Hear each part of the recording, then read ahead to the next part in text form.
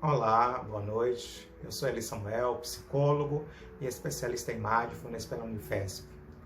Este é o terceiro vídeo da série Como Vencer a Ansiedade, Medos e Preocupações.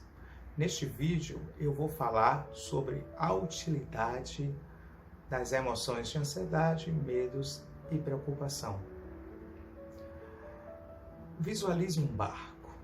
Um barco, a vela, tem um pescador, ele está conectado com sua missão de vida, com seu propósito, aquilo que faz sentido para a existência dele, que é a sua atividade de pescar, muito vinculado, é claro, à sua sobrevivência. E ele sai para pescar, independente de ter um dia de sol ensolarado, ou se é dia chuvoso e tempestuoso. Ele sai para pescar porque a referência dele é a missão de vida dele, é aquilo que faz sentido à vida dele. E muitas vezes, na pescaria, tem ondas que balançam o barco, tem ventos muito fortes, mas ele continua ali firme no barco, conectado com o propósito, com a sua missão de vida. E ele simplesmente não luta contra as ondas, contra os ventos. Ele poderia de repente ficar na beira do barquinho dele, tentando segurar a onda para que a onda não entre no barco, tentando segurar os ventos. Tudo isso seria inútil se ele de repente resolve lutar contra ondas e contra os ventos, ou se ele de repente resolve fugir, não indo pescar. Puxa, hoje está ventando muito, está chovendo, está tendo muitas ondas, eu não vou pescar não. Se ele foge, também não resolve. Se ele evita, também não resolve. Se ele também vai lutar, também não resolve.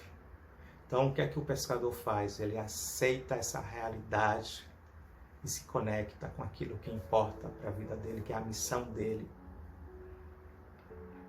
Mas, ao fazer isso, vai ter dias que essas ondas e esses ventos vão ser favoráveis. Não é todo dia que a onda e o vento jogam contra ele. Vai ter dias que ele, ao sair para pescar, o vento está no mesmo sentido da rota dele. E é claro que ele vai ajustar a vela para aproveitar o máximo possível a energia eólica e não vai ficar gastando tempo remando se o vento está favorável. E até no retorno para casa pode acontecer desse vento estar justamente no sentido da praia. Ele já vai aproveitar e descansar ali e não vai remar. Ou seja, como ele não tem uma atitude de fugir das ondas e dos ventos e nem de evitar, ele vai observar se esses fenômenos naturais vai ser favorável ou contrário a ele.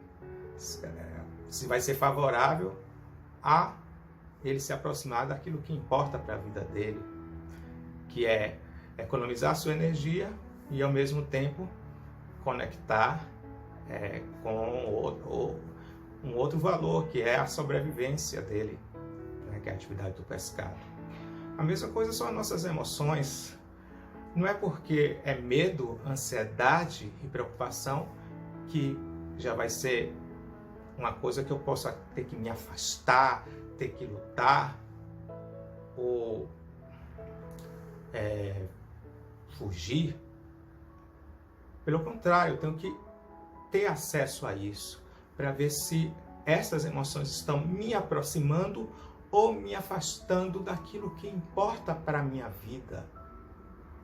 No caso, se eu estou visitando o meu pai e ele em 1 hora da minha visita, ele vai para o banheiro 3 vezes, sendo que ele não bebeu nem sequer um copo d'água, qual o pensamento que poderá surgir dali? Será que meu pai está com algum problema de saúde?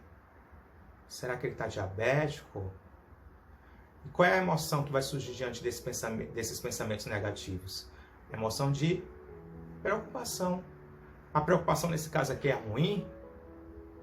Claro que não, porque essa preocupação vai estar me aproximando daquilo que importa para a minha vida, que é o quê? É o bem-estar do meu pai e o amor que eu tenho para com ele. Então, nesse caso aqui, a emoção é extremamente útil e é bem-vinda. Então, nesse caso, eu vou agir guiado pela minha emoção, porque ela está me vinculando àquilo que faz sentido para a minha vida, e vou tomar uma decisão baseada nisso. Qual é a decisão que eu posso tomar? Tentar convencer meu pai de que ele precisa procurar um médico. Mas como o santo de casa não faz milagres, poderá acontecer de eu ter que chamar meus irmãos para tentar montar uma estratégia de convencimento, ou simplesmente falar com algum amigo dele que tenha, claro, cuidados com a saúde, que vá ao médico regularmente, para tentar convencê-lo a ir ao médico. Então, nesse caso, a emoção está me ajudando a me vincular com aquilo que importa para a minha existência.